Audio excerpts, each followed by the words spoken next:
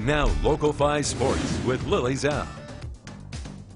We aren't even past the halfway point of the high school football season just yet, but conference championship races are starting to heat up, and that was definitely true for our game of the week, which featured a battle of unbeatens in the Bay Conference, and this was a good one, folks, as West Pere welcomed in Menasha. Pick it up in the second quarter. Phantom's quarterback Josh Blount keeps it himself. A Blue Jays defender grabs a hold of his jersey, but Blount, oh my goodness, gets going, and he's gone. 24 yards on the touchdown. West Pere up 28-14 at the half. Here comes Menasha in the third. Cole Pope fools just about everybody with the fake, runs around the left side for a 44-yard score, and it's a 7-point game. That's the right side. Then later in the third quarter, Pope rolls right, and he will throw for Luke Maurer. Makes the incredible catch in the corner of the end zone for a 24-yard touchdown. The Blue Jays, though, had no answer for West Pere's incredible quarterback. Behind a stout O-line, Blount rushed for nearly 400 yards and scored 7 total touchdowns. West Pere puts up an impressive offensive performance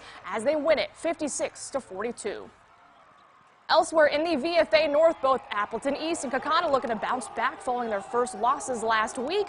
Patriots get on the board in the first quarter when Fernando Vera kicks a 33-yard field goal. That's good. Appleton East up 3-zip. It remained that way until the second quarter when Hank Hoffman powers his way into the end zone from a yard out for the score, and Kaukauna gets the win at home 27-3. And how about this battle of VFA heavyweights? Appleton North faced off with 4th-ranked Fond du Lac. Cardinals up 7 after a 45-minute lightning delay. Going for it on 4th down. Kyle Walljasper, that's a first down and a lot more. 43 yards on the touchdown to put Fondy in front by 2 scores. It had a field goal. Then right before the break, Walljasper connects with Tyler Colleen in the back of the end zone to push Fondy's lead to 24. Cardinals beat the Lightning 38-13. The last 2 unbeaten teams in the Flyweight Conference collide as reigning D5 state champ St. Mary Springs travel to Winnebago Lutheran. Good start for the Ledgers. They gave it to Isaac Highland on the draw, makes a nice move in the open field. He goes down the sidelines, and that is before being ruled down to the 2-yard line. A couple plays later, Braden King punches it in from a yard out to put St. Mary Springs in front. Not long after that, they stopped the game due to lightning in the area. And in the fourth quarter, Springs currently up big, 47-15. To the Northeastern Conference we go. 4-1 Wrightstown hit the road to take on 4-1 Little Chute. Pick it up with 2 minutes left in a scoreless fourth quarter. Carter Peinenberg kicks the 25-yard field goal, and Little Chute takes a 3-0 lead. Tigers march right down the field.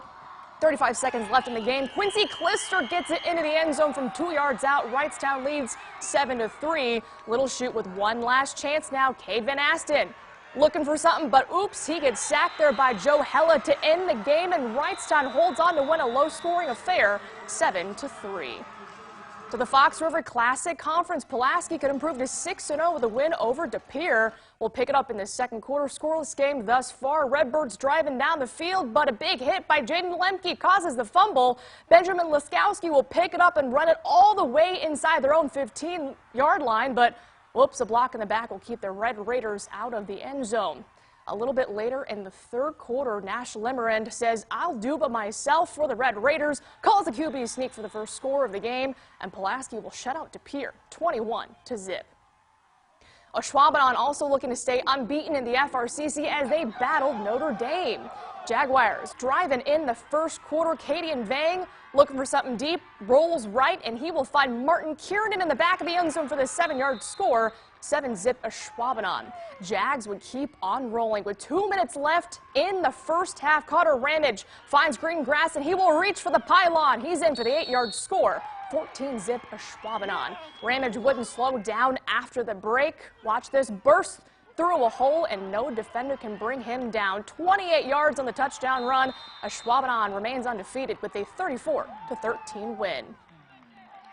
And finally, the winner of Preble and Southwest will pull even to 500 on the season. Pick it up in the fourth, tied at 14. It's a little foggy. Jamar Howell punching it in from 3 yards out to give Preble the 21-14 lead. Southwest trying to answer on their next drive, but Gatlin Warner gets picked off. Well, fortunately for them, they get the ball back with 6 minutes left in the fourth. Alex Kowalczyk lofts it up for Joni Szymanski for the 58-yard touchdown, and that ties it up at 21. But Green Bay Preble goes on to win it in overtime, 28-21. For the second straight season, the Brewers are one game out of the lead in